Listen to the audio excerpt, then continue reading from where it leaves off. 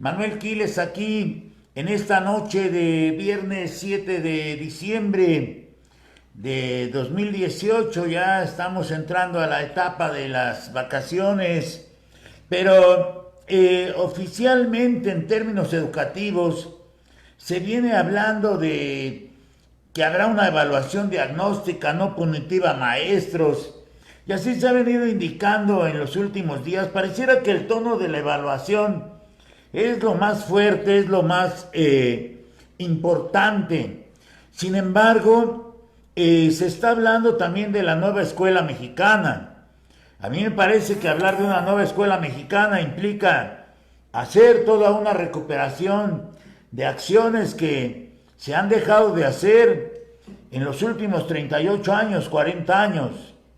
Y desde ahí la idea de la nueva escuela mexicana resurge porque están resurgiendo, una reforma educativa debe de tener una filosofía normativa que le dé fuerza y también un cuerpo de conceptos, un cuerpo de categorías que le permitan hacerse diferente a lo que se ha venido trabajando. De otra forma, una reforma nueva arrastrando cuestiones neoliberales sería muy enfrentada por los maestros. Fíjense lo que estoy diciendo, porque se ha proyectado un video con los resultados de la consulta y ahí han quedado claras las condiciones en las que se encuentran las escuelas mexicanas. Se ha detallado ahí que solo el 2% de quienes fueron sometidos, invitados a la encuesta, dijo gozar de una escuela sin carencias, es decir, son muy pocas escuelas.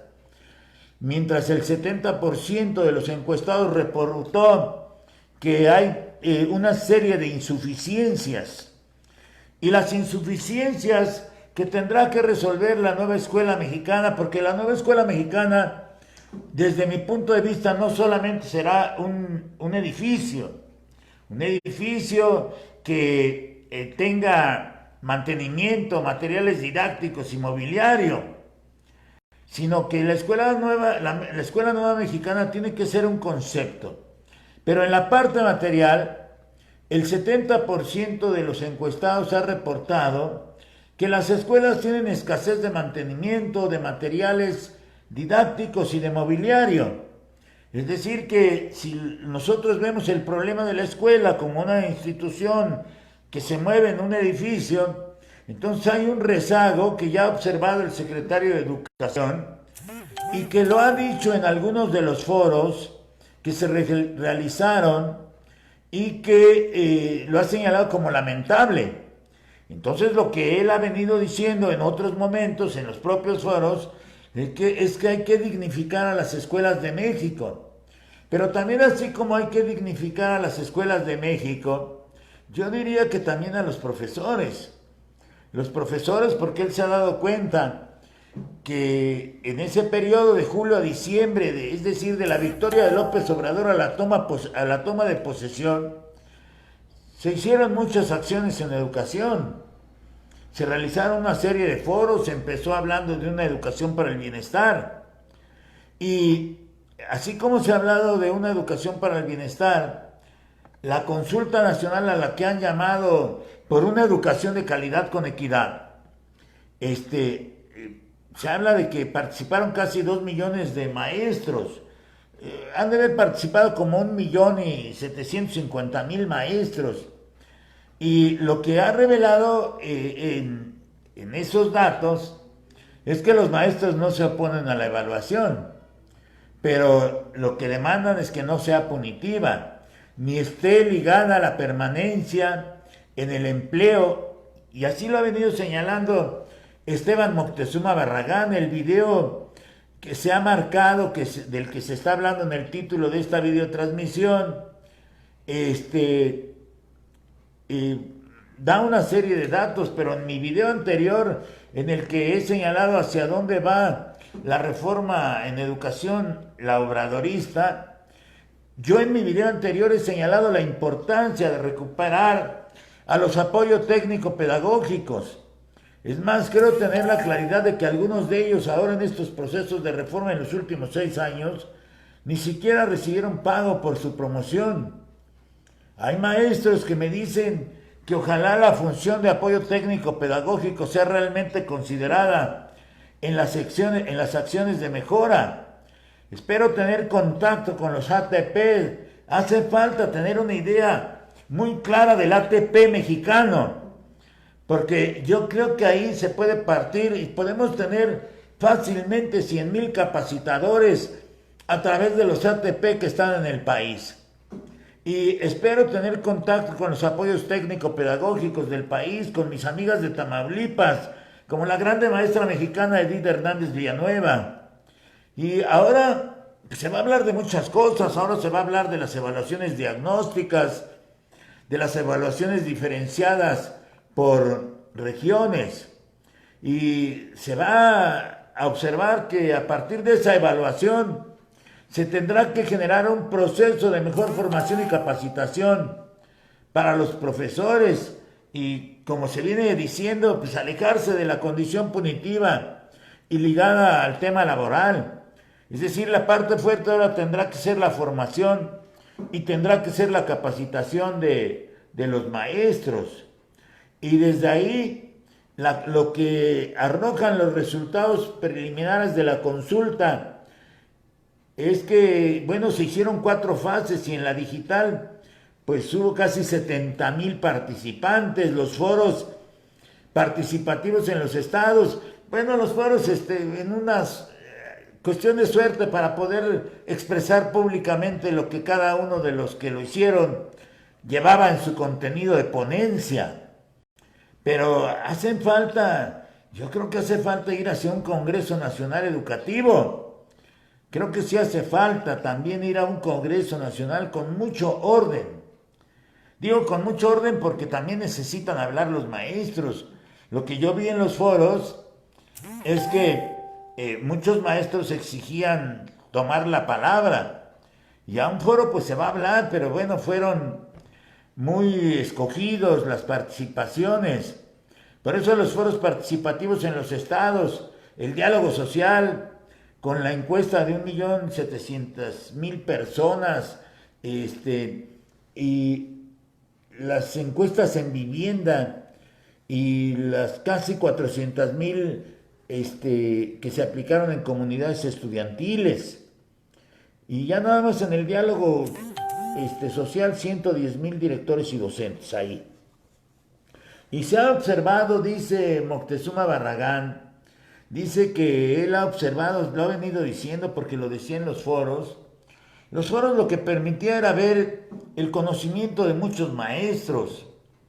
Yo quedé admirado con las reflexiones que hacían muchos de ellos.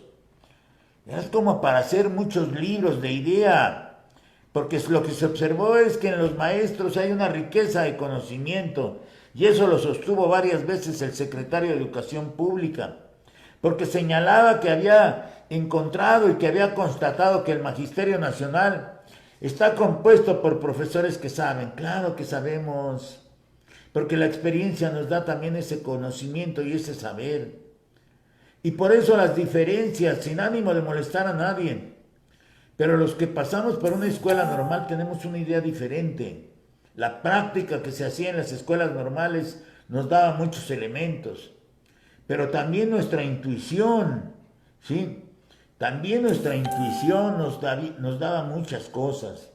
Y los grandes maestros que están también en las normales, porque en las normales hay grandes maestros mexicanos que transmiten su conocimiento, su saber, su creatividad, su innovación y nos ponen la muestra del genio y de la brillantez que ellos poseen. Entonces no